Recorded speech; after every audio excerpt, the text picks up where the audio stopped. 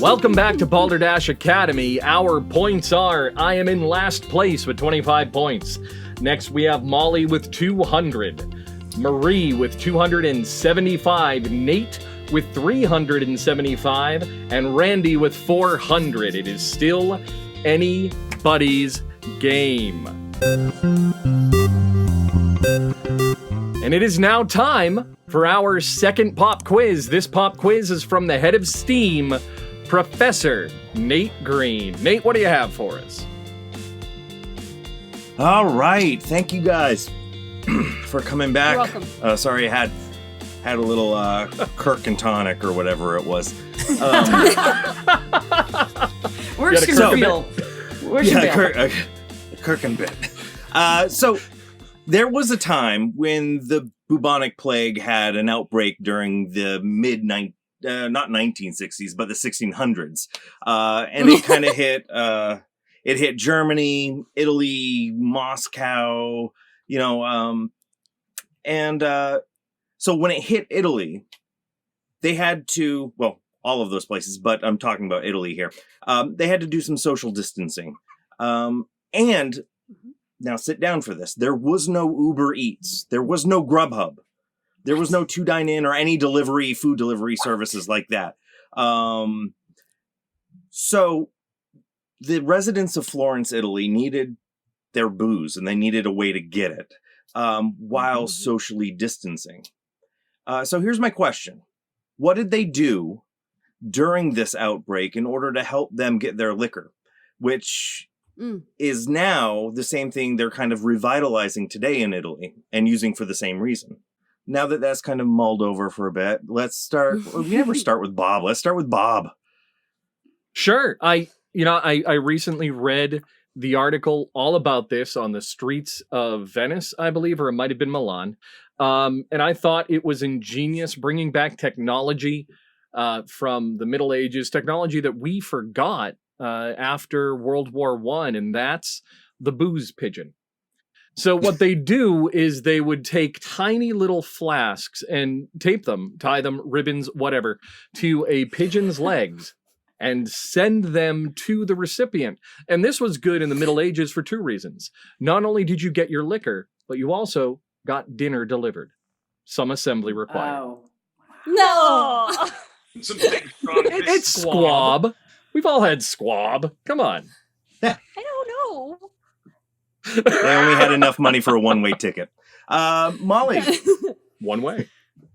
I am so glad you just called on me because I definitely know what an answer would be. Oh, good. Back then, one of the great advances of technology was the creation of the Vespa. Really popular in Italy, birthplace of the Vespa. And so the bubonic plague gave a lot of time for people to tinker around. And so there you have it. You have the Vespa. So socially distanced, 1 rider per Vespa, little basket in the front, everyone being, bring out your drinking. And they'd all come out, but it'd be in Italian, of course.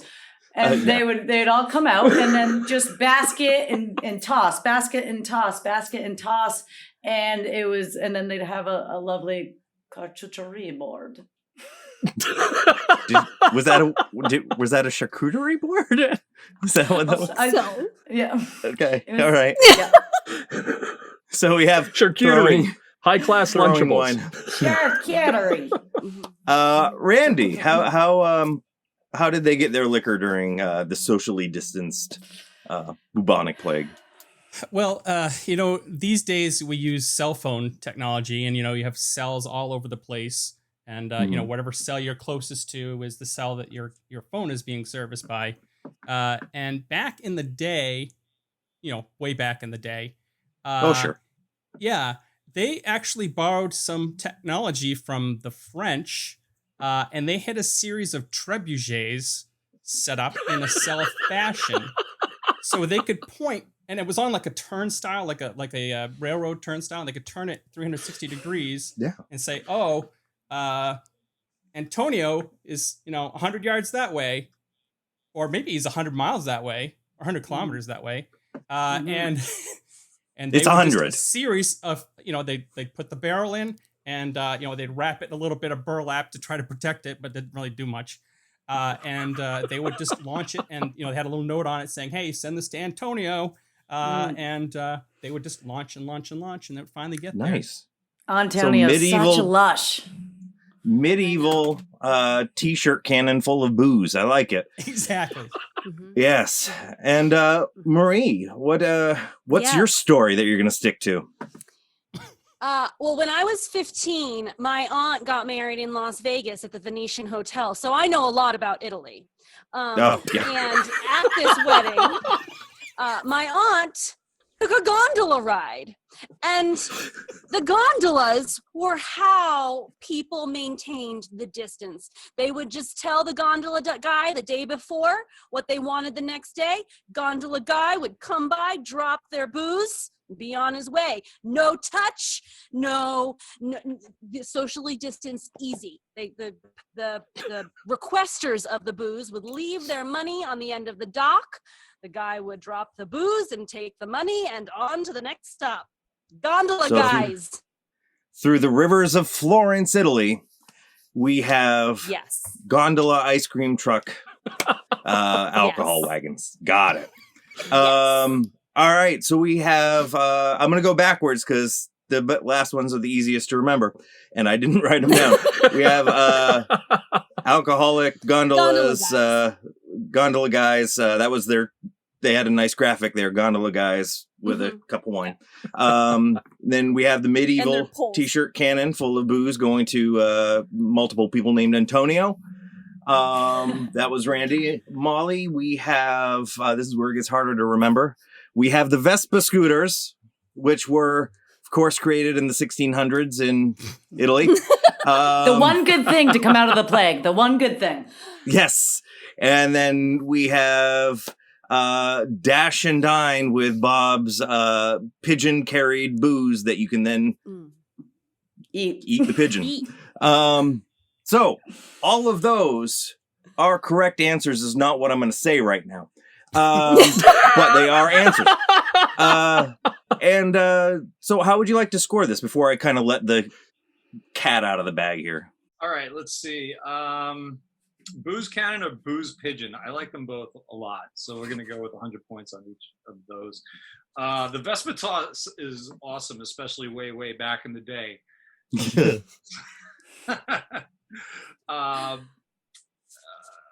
Just to be a jerk, a charcuterie board would be French. An Italian.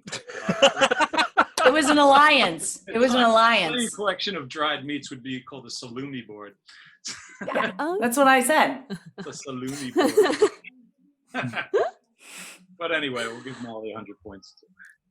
Oh, all right. Right, and another 100 points for Marie for her gondola Uber. Whoa, 100 all around. nice. All around. Hot dang. Nice done. Yeah. That was fun. But they don't really drink booze in Italy. It's all wine. Like, seriously. Yes. And that's what they had. They had wine windows. They were actually cut out holes in the walls of at vineyards and different places within Florence. And then they kind of etched them out. We'll put pictures in, but yeah, and it made them really nice. So that way, and it was about the size. Yeah, thank you, Alan. They were about the size of a wine glass. So it's just a hand that can come out and hand you that. And it was kind of like the first type of drive-throughs that you could use on your Vespa scooters while munching on a pigeon burger. Yep. Your 17th century Vespas. Yes. Best thing It was to come like out of the the plague. Flintstones type of thing, you know. That's right. That's That exactly makes a lot right. of sense. That makes a lot of sense. So it is time for our 30 seconds or less question. John, we are known for hard-hitting questions here. I hope you're ready. All right, let's do it. Our next 30 seconds or less question is: would you rather have invisibility or flight? Invisibility or the ability to fly? Like a pigeon. I am going the to flask. go with flight. Absolutely. Flight. It's just something a little creepy and sneaky about the invisible guy who wants to be invisible. Seriously, right? I Yeah. don't want to be invisible. Besides, you can fly. You can just get the out of there. Like, Yeah. That's true. That's like one of those questions that's a Rorschach test, right? So you see what you want to see in it, right? oh, absolutely. So I love birds and flight all the way. yeah, I'm right there with you. So our next game is Lie Again. So in this game, I will read a weird or unusual fact about a member of the faculty. This statement can be true or it can be a lie. Our faculty doesn't know whether or not they're the ones I'm going to call on, so this will be fun. As you know, from previous episodes, our visiting professor and fellow faculty members may question the subject to see if what they're saying is the truth or a lie. They can ask questions to try to figure that out. Either way, the subject must convince everyone that the unusual fact is true, no matter how absurd it sounds. Now, for those watching from the beginning of this series, you've seen truths and lies from Molly, from Marie, from Nate, from Steve, and from Carla Rose.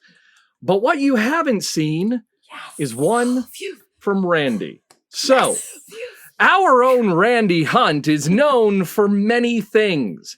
He's a playwright, he's an actor, he's an improviser with Comedy Sports Maine, he's a ukulele musician, and he's the creator and host of the podcast We All Have a Story. Link is in the description. What a lot of people don't know is that he's also a roller derby ref known as Carries the Whistle. And this is where our story begins. While at a derby, a skater went off the track, and she was so intent of coming on as fast as she can, she did not pay attention. And she hit Randy so hard, he banana peeled, hit his butt hard on the floor, and in the process, chipped a tooth on his whistle. Isn't that right, Randy? It's absolutely true. All right, so who has our first question for Randy? Randy, would you ever lie to me? Just wondering how our relationship Maybe. is. Oh, damn it. See, you're truthful. Was it for the Calamity Janes or the port authorities that you were reffing for? It was for the port authorities, the travel team. Randy, how did you come up with the name Carries a Whistle? Because I totally love it. So most people in roller derby, the skaters and the officials come up with a derby name, and usually it is some play on words. And I don't know. I had a really bad first name, and I ditched that, and we're not going to talk about that. And then I made a list of a whole bunch of really funny names, and that was the one that I liked best. Have you funny considered? Because some people don't get it at first, and then like 6 months later they'll be like, "Oh, I get it now." Randy, can you work through the whole collision for us? Can you just run down how that happened? Yeah, so she had been sent off to the penalty box for a high block. She had hit somebody in the head, which you can't do in roller derby. So she had to go sit in the penalty box for 30 seconds.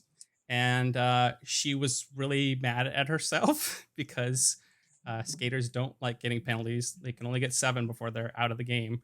And she came back in. She was just so flustered, I think. And I was one of the officials on the outside. So there's skating officials. There's generally 4 skating officials on the inside of the track and 3 on the outside of the track. And I was the rearmost skating official on the outside of the track. And she just came running in or skating in, and she wasn't looking, and I came to a quick stop, and then she came into a quick stop too because she hit me, and then I went down, and I hit the railing on the side, because at Happy Wheels there's a little railing on the side, and it's that front tooth right there. It's a teeny tiny chip, but so you didn't get it fixed. I didn't have to get it fixed. It's a teeny tiny chip. Now, did your dentist ever say anything about it? No. Oh, okay. You might want to get a new dentist then. You kind of pay them to point out that stuff. I'm just... All right. Who has another question for Randy? I know that a lot of roller derby bouters have like superstitions. They have to not wash their socks or anything like that. As a ref, I know you're nodding because you know it's gross and true. Do you have any weird things that you do as a ref? Like, do you need to get bowled over now every single game or bout, or? I really prefer not to. I up until that point, I'd had a really good record of not falling. I've been wrecking for it's been 5 years, and I've only fallen 3 times on my own and 2 times not on my own, and that was one of them. It's much worse when you're not expecting it. Well, yeah. Well, yeah. So you don't have any weird superstitions? But no superstitions, no. Any other questions for Randy? All right. So you've heard the story. Now let's hear your conclusions. Marie, what do you think? Is Randy telling the truth or is this a lie? I do think that he is telling the truth. I have enjoyed a few different roller derby bouts here in the Portland area, and they do get like pretty intense. And so the idea of somebody sliding right into Randy and bowling him right over does not seem out of the realm of possibility. I think he is telling the truth. All right, Nate, what's your call? I knew it was truth right off the bat because he answered my first question truthfully by saying that he might lie to me at some point. So by him not being incommittal, he's it's true. Non-committal. Divorce. All right. What? All right. So he should be committed is what you're saying. Yes. Molly, what's your answer? Is it truth or is it a lie? I believe it's true. It sounds like a legit thing that would happen, and I like his name, so I feel like it happened. I feel like he's honest. He ran down that whole encounter very, like, a lot of details in it. So I'm gonna go truth. He showed us all his right, tooth. John, what's your call? Is it the truth or is he telling a lie? So bad want to say he's telling a lie because everybody else said it was true. Right. But to Molly's point, the level of detail that kind of went into that story and the ease and lack of searching makes me think he's telling the truth. All right. So we have 4 truths across the board. Randy, what's the story? It was a lie! John, Randy! You got I feel so John. violated. I fallen 3 times in 5 years, and I've never been hit over. Nobody's ever hit me. Well that was awesome, done. Randy. I'm not going to sleep well John. tonight. Liar! How would you like to score this? Nate, I can't score you very high because you really thought you had him and you didn't. So for that reason, I wouldn't. I'd take away 5 points from me. Please don't. But we'll give you 25 for trying to sleuth it out. 25 for sleuthing. That's right. We'll give Molly 50 points for going after the details, which is what sold me on it also. Mm-hmm. Yeah, I don't know. Maria, I honestly I don't remember what you said. It's okay. It's okay. I tried to write. I went first. And I led you all astray because I was so certain that it was true. Because I've seen that's Randy right. ref That's before, right. actually. Yeah, you were like You have. a spy. Mm-hmm. Yeah. All right, no points for you. I led you all No astray. points for you. All right. I'm starting to understand this game a little bit. All right. Yeah. All right. All Halfway right. through it. Give me some points if you'd like. Any points for Yeah. Randy? He did Well, convince Randy all. is in the lead. Shush up. I know. Randy has a sizable lead. Oh, dear goodness gracious. All right. So here's our points. That's the end of the first half, and our points are: I'm in last place with 125 points. Next, Molly is at 350. Marie's at 375. Nate's at 400. Randy has a solid lead at 500 points. Jeez Louise. Speaking of Randy, join us when we return with Randy's computer technology quiz and mask charades only on Balderdash Academy. Go Dashers! For complete episodes and more, visit us at balderdashacademy.com. Bob teaches us how to spot fake tatas. Marie reclines on the job. Nate smokes us in mass charades. And visiting Professor John McCarthy doles out some poignant career advice. Believe you me, I am not being fake when I say you won't want to miss the next part of Balderdash Academy. I mean, it's always a good episode when it ends with a faculty member yelling, "For fuck's sake." Thank you for watching. Remember to like, subscribe, and hit that bell icon. You can find us on your favorite podcast service as Balderdash Academy.